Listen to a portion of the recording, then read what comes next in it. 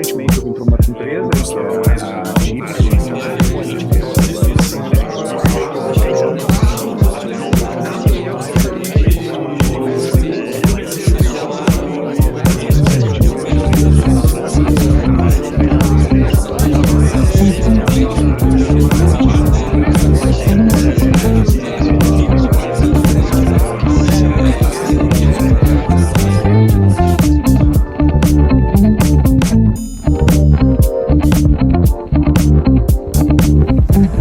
Geoffrey Edel é gerente sênior para a América Latina da Aramis, uma empresa francesa com presença no Brasil há 4 anos. O Geoffrey entrou para essa empresa e ele toma conta da parte gerencial, administrativa dessa empresa no Brasil e América Latina, incluindo Chile, Colômbia, México, Argentina, ou seja, ele é o diretor Latam para essa empresa francesa e presta serviços de consultoria de tecnologia de sistemas de informação, digital e telecom em toda essa região. Atua a empresa em mais de 60 países e ele, portanto, também atende clientes em mais de 60 países. A empresa tem mais de 7 mil profissionais em 95 nacionalidades diferentes. E atende clientes enormes como Cisco, Leroy Merlin, Roche, muitas empresas francesas, obviamente, mas também americanas, Cummins, PepsiCo, Hyundai, a coreana, Société Générale, Pierre Fabre, Janssen, GSK, Lilly, Air Liquide e várias outras empresas mundiais, corporações mundiais que são clientes dele.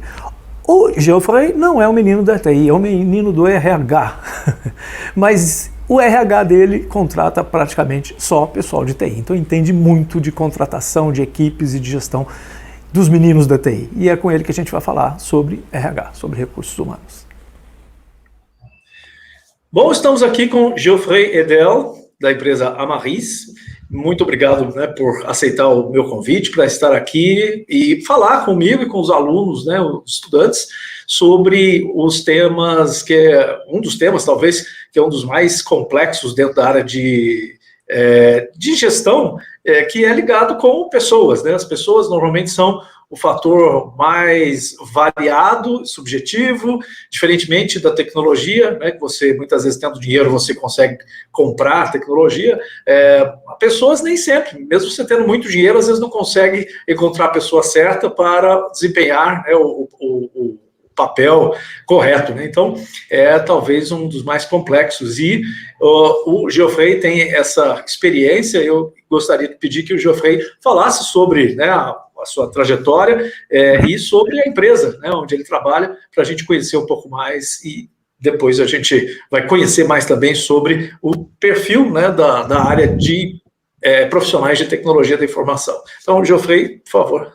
Bom, muito obrigado primeiro pelo convite de novo. Para me apresentar, eu tenho 30 anos, sou francês e faz uns 5 anos que eu estou aqui, formado em administração lá na França, numa escola de negócio no sul da França. Entrei no mundo de consultoria faz 6 anos, começando um ano na França e chegando no Brasil para começar as operações da Amaris, a minha empresa atual, no Brasil. Então, a gente começou de zero aqui em 2016. Abrindo uma empresa em 2016, e hoje eu sou responsável das atividades que a gente tem tanto no Brasil, mas também do México, do Chile e da Colômbia. Para apresentar a empresa, é uma empresa de consultoria de tecnologia, de informação, generalista. A gente tem 7 mil pessoas no mundo, 60 países, e a gente tem mais de 1.000 clientes hoje ativos no mundo todo. A Maris, então, ela além, lógico, é uma consultoria, então, além de fornecer mão de obra, ela fornece soluções também para essas empresas? A gente é focado 100% em serviço. A gente não chega como uma solução pronta ou como um produto. A gente simplesmente entende a necessidade do cliente como os projetos, e a gente tem, do nosso lado, os nossos próprios consultores, que são pessoas que atuam tanto no Brasil como CLT e como PJ, que têm competências bem diversificadas. Então, a gente fala de sistema, de infraestrutura, de arquitetura, de estratégia, por exemplo, data, que hoje é uma grande tendência também. E a gente vai simplesmente ou alocar as pessoas em projetos como os clientes, ou ter o compromisso em termos de resultado do projeto de A a Z, como os nossos clientes. Porque hoje a gente conseguiu crescer tão rápido, hoje a gente tem um crescimento de mais ou menos 40% por ano, orgânico, então só recrutando as pessoas, isso é uma grande força que a gente tem, a gente sabe recrutar corretamente, mas a gente conseguiu fazer isso porque a gente tem todo um processo bem feito desde o início e toda a parte gestão das pessoas depois. E então, quer dizer, você diz que tem 7 mil pessoas, né, trabalhando com a Amaris hoje em dia ao redor do mundo.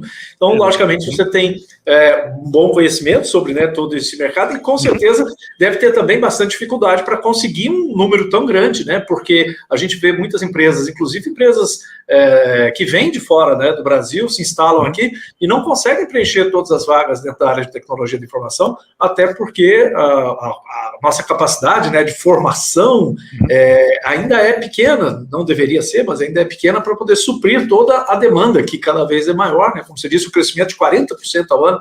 Esse crescimento também acontece no Brasil? É a mesma coisa. No Brasil ainda mais, porque como a gente começou de zero no início, fica muito mais rápido. A gente cresceu em 2017 no Brasil de mais de 200%, e o ano passado, em 2020, durante a pandemia, de 96%. Tudo isso recrutando, claro, as pessoas sem aquisição.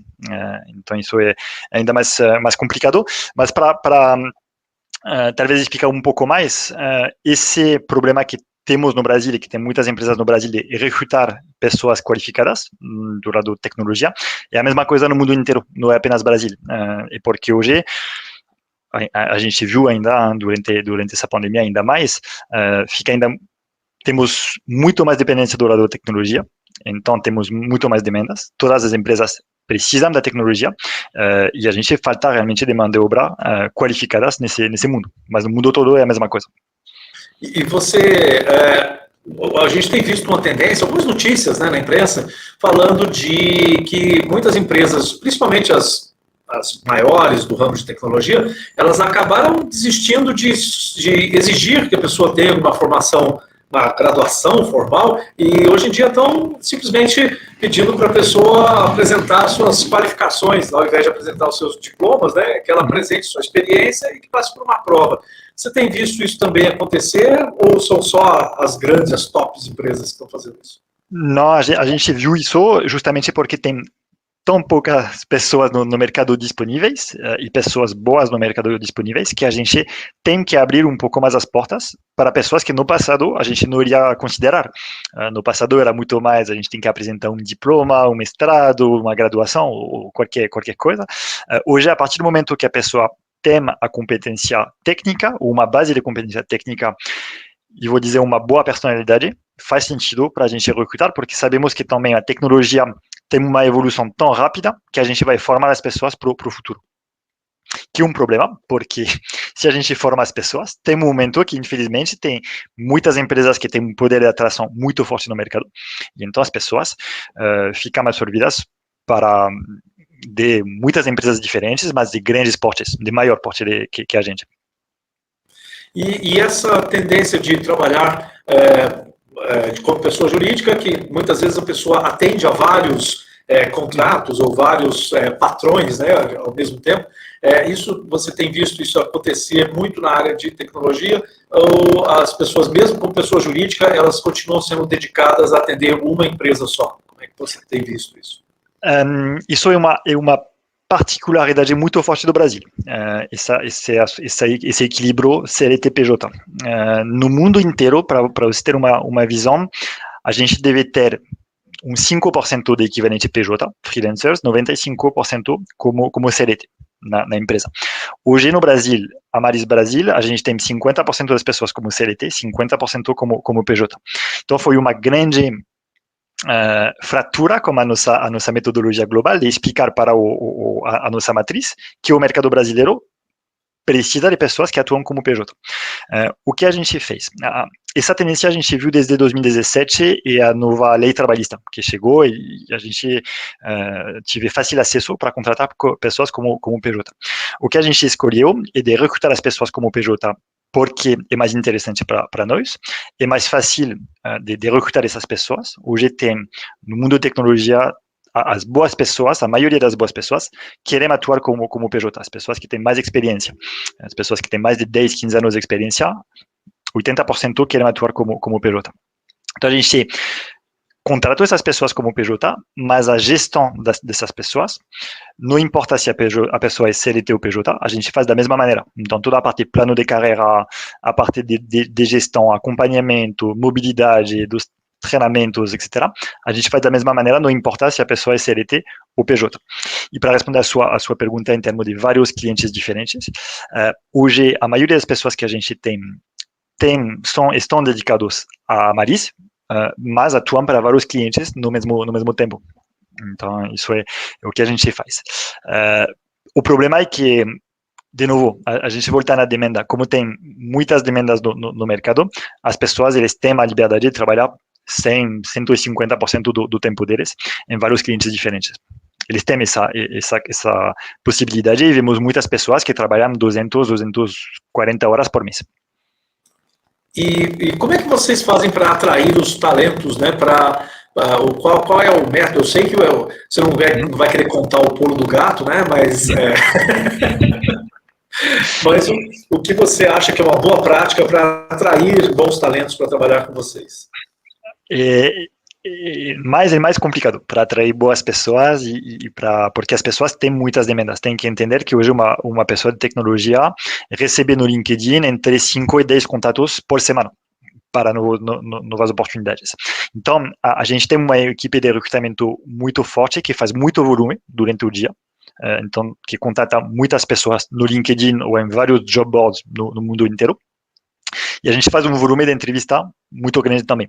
Hoje, a gente está no Brasil em uma média de 150 entrevistas por semana de candidatos, sabendo que a gente vai contratar, na média, entre 10 e 20 pessoas, dependendo do mês. Então, a gente seleciona apenas mais ou menos 10% dessas pessoas. Por quê? Porque no caminho, as pessoas têm muitas demandas, então vão desistir do processo, vão ter expectativas salariais fora do mercado, ou simplesmente não vão ter interesse. E como a gente vai atrair essas pessoas? A gente tem que ir atrás. Eles não chegam para a gente. Na verdade, tem duas maneiras. Ou a gente vai atrás, a maioria é isso, ou a gente vai ter que acionar a nossa rede, a nossa capacidade de ser reconhecido no mercado, que é mais complicado porque no Brasil faz pouco tempo, para que as pessoas mandem currículos para a gente e querem trabalhar com a gente. E para isso, temos que colocar na mesa as nossas vantagens competitivas, hoje, que são a parte internacional, a parte de plano de carreira, a parte de treinamentos, a parte de gestão mesmo, e como a gente cuida das pessoas, porque hoje, de novo, se você cuida bem das pessoas, a rotatividade, a retenção vai ser melhor. Mas se você deixa as pessoas do lado, de novo, se eles têm 5 ou 6 entrevistas por semana, com certeza eles vão sair rapidamente da empresa. E você comentou sobre o LinkedIn. Hoje é uma ferramenta importante para encontrar essas pessoas? Virou a principal fonte ou não? É a principal fonte. No Brasil é a principal fonte. Em outros países a gente tem job boards, site de empregos que a gente usa. No Brasil, a gente só usa LinkedIn, é a principal fonte. Sabemos também que na América Latina tem uma grande tendência com redes sociais, muito mais forte que na Europa. Então, hoje, todas as nossas ofertas estão no LinkedIn, os nossos recrutadores estão no LinkedIn, o gerente da empresa, a gerência comercial estão no LinkedIn, para duas coisas, a parte comercial e a parte de recrutamento das pessoas. E aí tem um outro lado também, né? O LinkedIn é uma boa ferramenta para você encontrar esses talentos, mas também todo mundo que está empregado hoje, como você talvez já tenha falado, também é bombardeado pelo LinkedIn o tempo todo, porque quem está lá está recebendo propostas, né? E aí vem o outro lado. Como é que você retém e qual a estratégia para reter um profissional, mesmo que a gente sabe que salário, logicamente, é importante, mas os bons salários, eu acho que hoje todo mundo está oferecendo, né, para essa área, principalmente, onde há uma grande demanda por profissionais. Quem não oferecer um bom salário não tem chance nenhuma. Mas, assim, várias empresas têm bons salários. O que faz essas profissionais ficarem em uma empresa? esse trabalho deve ser feito desde o início do processo de recrutamento. Tem muitas empresas que recrutam uma pessoa atraindo a pessoa como salário. Só que se a principal motivação da pessoa é o salário, como você falou, no mercado todo mundo vai receber ofertas mais interessantes. Então, se é para sair para R$100, R$200 a mais por mês, todo mundo vai conseguir sair cada semana da empresa. Então, para reter essas pessoas, a gente tem que primeiro identificar bem as motivações desde o início do processo, desde a primeira ligação. A gente faz um processo de recrutamento com entre 3 e 4 entrevistas com a pessoa, desde a primeira ligação, para identificar as motivações da pessoa, que seja a parte financeira, que é uma parte importante, mas é muito mais as motivações em termos de gestão, em termos de tecnologia que a pessoa quer usar, em termos de projetos, para depois poder ter um plano de carreira personalizado. E quando a gente fala de plano de carreira, é super fácil. Temos que ter uma gestão muito próxima das pessoas. Temos que saber todos os dias se eles estão felizes. Quase isso. A gente tem que ficar muito próximo. Temos que acompanhar com esse plano de carreira personalizado e adaptar o plano de carreira no caso precisar. Temos que dar os treinamentos para que as pessoas possam ser sempre atualizadas no mercado. Oferecer a mobilidade. E uma mobilidade, quando eu falo mobilidade, é sair de uma cidade ou sair do Brasil, oferecer home office, quando é possível, e tem coisas muito mais sutis que são bem específicas do mercado da América Latina, que é o reconhecimento das pessoas justamente nas redes sociais. Então, por exemplo, a gente vê muito nas redes sociais, as pessoas são super felizes de colocar que eles chegam numa empresa e que tem um kit de bem-vindo, né, para as pessoas. Ou que a gente fez um treinamento e que a gente marcou as pessoas no LinkedIn, ou que para o Dia do Trabalhador a gente mandou uma cerveja e um álcool em gel, as pessoas estão felizes com essas pequenas coisas. Isso faz sentido para eles, que em outros países não faz, e as pessoas não prestam atenção. Só que na América Latina e no Brasil faz sentido também isso. Engraçado que eu achei que isso fosse mundial, né? Então é uma particularidade, nós latinos aqui temos essa característica, né? E isso é interessante hoje num mundo onde a gente está trabalhando com algumas empresas, por exemplo, eu conheço vários ex-alunos meus que formaram na área de TI e que estão trabalhando, morando aqui no Brasil e estão trabalhando para empresas holandesas, africanas, sul-africanas, indianas e tal, e logicamente isso deve ser muito mais complexo você lidar com essas diferenças culturais, né? Porque o que vale para um não vale para outro, né? O que é interessante para um não é interessante para outro. No geral, você tem visto esse movimento, está funcionando bem, esse trabalho internacional, vamos dizer assim, prestação de serviço entre países distantes? Funcionar, a gente já estava acostumado no passado, antes da pandemia, só que poucos de nossos clientes tinham essa organização, que era um problema, uma falta de oportunidade para nós. Com essa pandemia, muitas das empresas viram que é possível trabalhar à distância. Não tem mais essas fronteiras, que para a gente ajudou bastante. E então, hoje funciona bem. A gente viu ano passado na América Latina muitas oportunidades com clientes internacionais para trazer projetos na América Latina e projetos realmente grandes, e funciona super bem. E o que é bom é que hoje a gente tem um câmbio entre o dólar, euro e o reais que é muito vantajoso. Então, as pessoas viram que os brasileiros e as pessoas na América Latina são pessoas boas para se trabalhar, pessoas qualificadas. E se a pessoa fala inglês, ainda mais fácil. Então, a gente viu realmente que tem essa possibilidade, uma grande conexão, e hoje funciona muito bem. E logicamente que tem muitas diferenças entre algumas funções, né, dentro da área de tecnologia, porque você tem profissionais que vão ser mais, tem que ter um conhecimento mais específico, mais profundo tecnicamente, outros vão ter que lidar mais com questões de negócio, mas você diria que se colocasse numa balança entre as qualificações técnicas e as soft skills, hoje, como é que anda essa porcentagem? Você contrataria alguém, né, como diz, que tem uma alta especialização, mas que não tem lá tantas habilidades, né, de trabalhar em grupo ou de comunicação? Como é que anda essa relação das soft skills com as hard skills, se é que a gente pode, né, chamar assim? Sim. É uma pergunta complicada para responder, mas eu tenho a tendência a dizer que é mais importante a parte de soft skills, porque tecnologia muda tão rápido que a pessoa vai aprender. E que mesmo se a pessoa tem uma base técnica, essa base técnica daqui 6 meses, 1, 2 anos, não vai ser mais a realidade hoje do mercado. Então, a parte soft skills, para mim, é muito mais importante. Vou dar, talvez, o exemplo concreto que a gente teve faz um mês. A gente recrutou uma pessoa no início do ano, uma pessoa muito qualificada com data, no caso, realmente sênior, pessoa que a gente queria recrutar faz quase 2 anos, que a gente acompanhou com o tempo, e a gente conseguiu recrutar essa pessoa. Só que ela teve um problema de soft skills, problema de adaptação e problema de comportamento. Ela ficou na empresa 1 mês e meio. No final das contas, a gente recrutou essa pessoa, só que ela teve teve vários problemas de comportamentos, problemas de soft skills, de adaptação, com nossos clientes.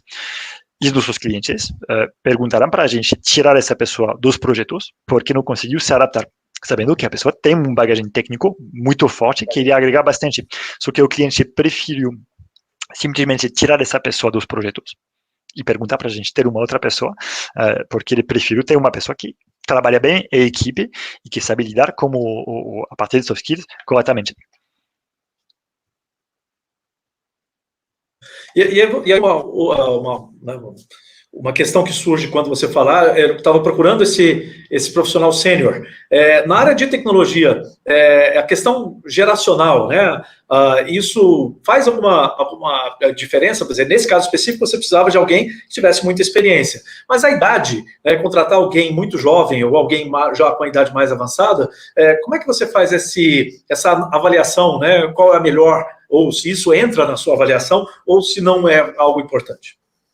Não, entrar com certeza, vou falar que muito mais maturidade que idade que a gente procura, porque o que está acontecendo com as novas gerações, eu não sou muito velho, mas as novas gerações que estão chegando no mercado, que as pessoas não têm mais a paciência com as dificuldades. Cada vez que os projetos têm um problema, o que fica complicado, as pessoas têm tantas opções no mercado que preferem sair para fazer uma outra coisa. Que, como as pessoas que têm mais experiência, as pessoas têm mais resiliência.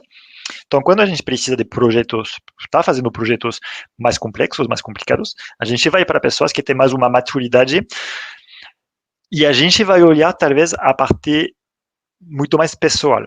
Porque se a pessoa já tem uma vida muito mais ordenada, casado, filhos, etc., a pessoa não vai pegar o risco de pular de empresa para empresa. Uma pessoa mais nova, é normal para essa pessoa fazer 6 meses ou 1 ano em uma empresa e mudar rapidamente. Porque para ele, tanto faz, ele vai achar no mercado. Só que essa instabilidade gera uma instabilidade também para a empresa final. Então, a gente olha muito mais essa maturidade das pessoas e, de novo, vem desde o início do processo para entender a real motivação da pessoa. E os grupos intergeracionais têm funcionado? Você colocar grupos, no mesmo grupo tem alguém com mais maturidade, com gente com menos maturidade, para ver se um aprende com o outro? Tem funcionado bem? Funciona bem, não é fácil todos os dias, é um pouco complicado às vezes, mas a gente faz muitas formações, também sei sobre a parte tanto intergeração, mas também a parte cultural, para as pessoas se entenderem e entender por que a pessoa está se comportando de um jeito ou do outro, e isso funciona bem. Hoje, dentro de qualquer empresa, não é apenas tecnologia, a gente precisa de ter pessoas de países diferentes, idades diferentes, origens diferentes, sexos diferentes, tudo diferente para agregar muito mais valor e ter muito mais flexibilidade nos projetos, muito mais resultados no final.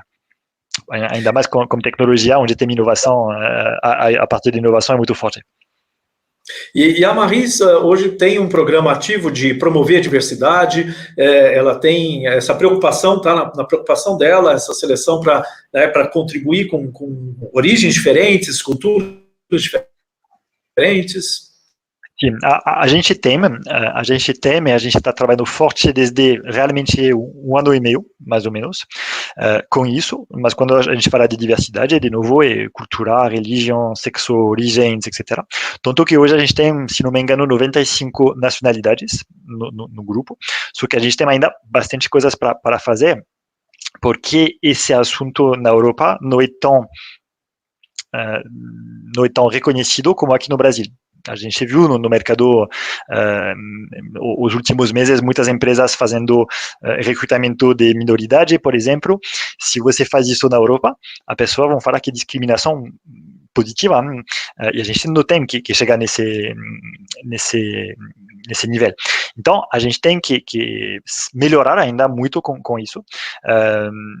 Estamos trabalhando bastante hoje para conseguir trazer muito mais mulheres na nossa empresa. Hoje a gente já tem, por exemplo, no Brasil, 24% de mulheres. O mercado de TI no Brasil é 8%. Só que a gente precisa de sempre melhorar. Isso é uma primeira coisa. E a gente lançou, a semana passada, por exemplo, uma parceria para recrutar transexuais aqui no Brasil. E é a primeira iniciativa no grupo, globalmente, que a gente tem nesse sentido. E do ponto de vista do empregador, assim, para a gente fechar a conversa agora, né? Que sugestão você daria, né? Qual recomendação você daria para alguém que está montando um time de TI ou está gerindo um time e precisa, né, conseguir os bons resultados, um ambiente legal, logicamente todo mundo quer isso, né? Um time que entregue resultado, que tenha um ambiente bom, que seja, que tenha um baixo turnover, né? Que fique, né, permaneça na empresa, entregando, né, resultados e tal. Que dicas e recomendações você daria do ponto de vista do empregador ou do gestor, né, dessa empresa? Escutar as pessoas. Escutar as pessoas, acho que isso é a chave, porque muitas pessoas têm frustrações e não farão isso para a própria empresa e acabando saindo da empresa. A partir do momento que você escuta as pessoas, que você tem essa intimidade, essa confiança desde o início e essa abertura de falar desde o início que se a pessoa não está bem na empresa, que se a pessoa tem um problema, ela pode falar como o próprio gestor, você vai evitar muitos problemas. E você vai evitar as pessoas saindo de um dia para o outro, porque não estão felizes e não tinham a capacidade de vir falar como o próprio gestor. Isso é a primeira coisa. Como já comentei, identificar bem as motivações para colocar a pessoa no lugar certo, tanto do lado dos projetos, tanto do lado das motivações próprias da pessoa. E depois acompanhar no dia a dia essas pessoas e propor sempre novos desafios. Isso é fundamental, com novas tecnologias, com novas metodologias, e treinar as pessoas. As pessoas estão, ainda mais no Brasil, querem fazer treinamento, sempre, e uma super boa coisa do brasileiro, que ele quer sempre se formar, quer sempre aprender, mas as empresas têm que poder dar esses treinamentos. Então, eu acho que isso é uma coisa importante para baixar a rotatividade das equipes. Isso a gente ainda tem muito que aprender, e eu já ouço isso desde que eu fiz a faculdade, lá nos anos 80, algumas recomendações que a gente ouvia, né, sobre, né, treinamento contínuo, capacitação das pessoas e tal, mas mesmo assim, a gente só vê isso nas muito grandes empresas, né, normalmente o pequeno empresário não tem essa preocupação, e é algo que, olha, não dá certo só para o grande, né, dá certo para o pequeno também. Essa boa prática, né? Infelizmente, a gente ainda não aprendeu a fazer algumas coisas básicas, né? Que há muito tempo a gente já deveria ter aprendido. Mas eu acho que isso também é uma característica muito do porte da empresa, independente do país, né? Eu acho que não é só no Brasil, eu acho que todo pequeno empresário não enxerga tanto essa importância, né, da capacitação, do treinamento, mas, né? Agora, as outras recomendações, óbvio, ouvir, eu acho que é uma coisa muito atual, né? Normalmente, até algumas poucas décadas atrás, as pessoas não estavam interessadas em ouvir o feedback, né, de quem trabalha, saber como é que a pessoa está se sentindo, o que ela está pensando. Não, senta aí e trabalha, né? Isso aí que você não está aqui para ficar choramingando, reclamando, né? Isso é algo que a gente, ainda bem que mudou, né, bastante, a gente tem visto essa mudança nas relações de trabalho, né, e isso, logicamente, reflete nos resultados, né, dos times e das pessoas. Geoffrey, mais uma vez, muito obrigado pela sua participação, com certeza contribuiu bastante para o grupo aqui, para nós todos, eu aprendi bastante também sobre as práticas aí de mercado, né, como é que as empresas estão lidando, né, com os problemas, as características novas, e agradeço mais uma vez, em meu nome e em nome da turma aqui. Tá bom? Bom, muito obrigado pelo convite e qualquer coisa eu fico à disposição. Tá ok, depois eu vou mandar meu currículo lá para você também, tá bom? Pode emendar. Pelo LinkedIn. Obrigado.